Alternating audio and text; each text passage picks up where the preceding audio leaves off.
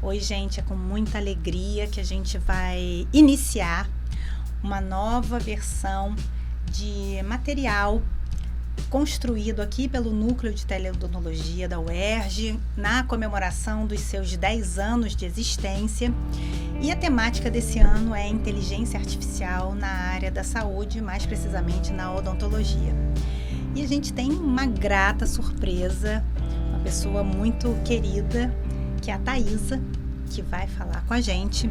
E a Thaisa, ela é ex-aluna da odontologia e atualmente ela é cientista de dados na área de saúde da Petrobras. Então, primeiro, agradecer a Thaisa pelo convite de disponibilizar o seu tempo, que a gente sabe que é difícil, mas compartilhar principalmente os seus conhecimentos, que é uma coisa difícil, né, da gente ver. Uma dentista nessa área de ciência da computação, atrelada a uma empresa pública do porte da Petrobras e aí atuando fortemente no nosso mercado. Então, muito bem-vinda ao NTO da UERJ e a gente quer muito te ouvir, Thaisa. Nossa, primeiramente, muito obrigada pelo convite. Para mim é uma honra e uma alegria estar voltando à minha casa, né, a UERJ, poder colaborar com esse projeto tão bonito, né, que assim dá um orgulho para a gente, a nossa casa tá com esse núcleo de teleodontologia há 10 anos, um trabalho tão importante, tão significativo para a área de saúde digital.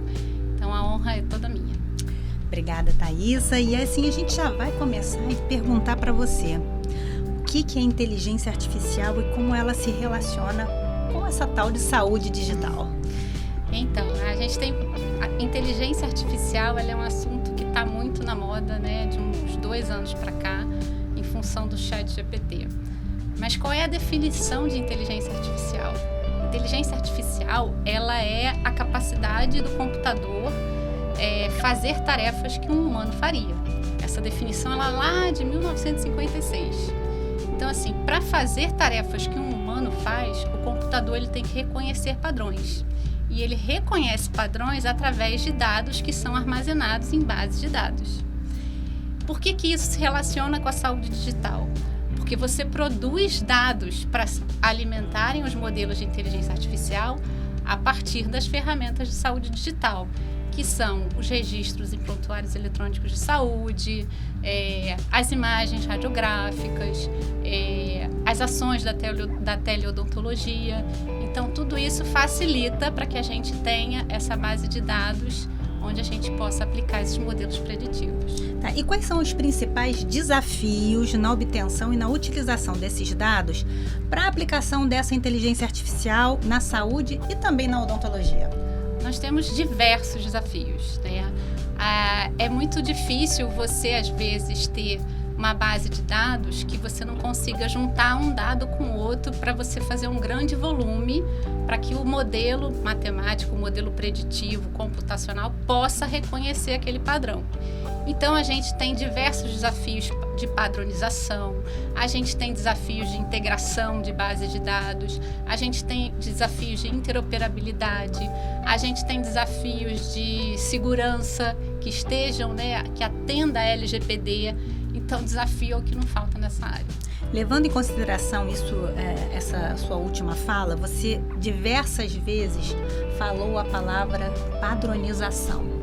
E assim, queria que você reforçasse um pouco a importância dessa padronização de dados na aplicação da inteligência artificial na área da saúde.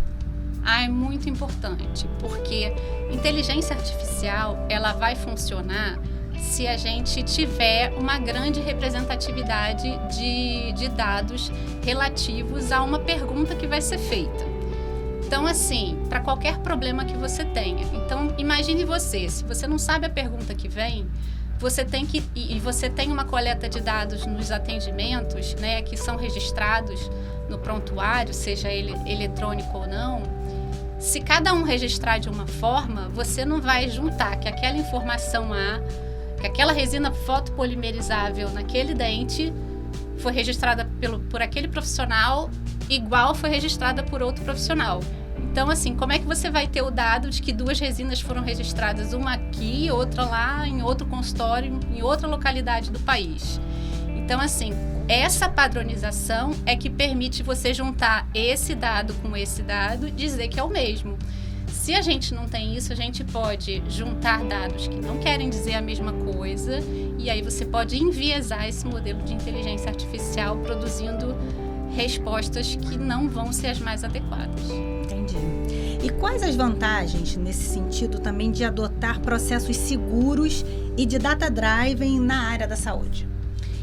Então, a vantagem é que a gente vai ter um processo de dados mais fluido. Ele vai mais fácil para aquela base de dados para poder servir a um modelo de inteligência artificial.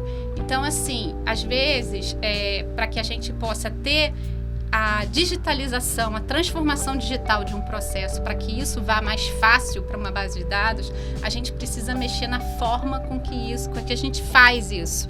Então, hoje vou dar um exemplo muito básico. Hoje a gente registra em papel. Então, assim, tem gente que é muito resistente com o computador.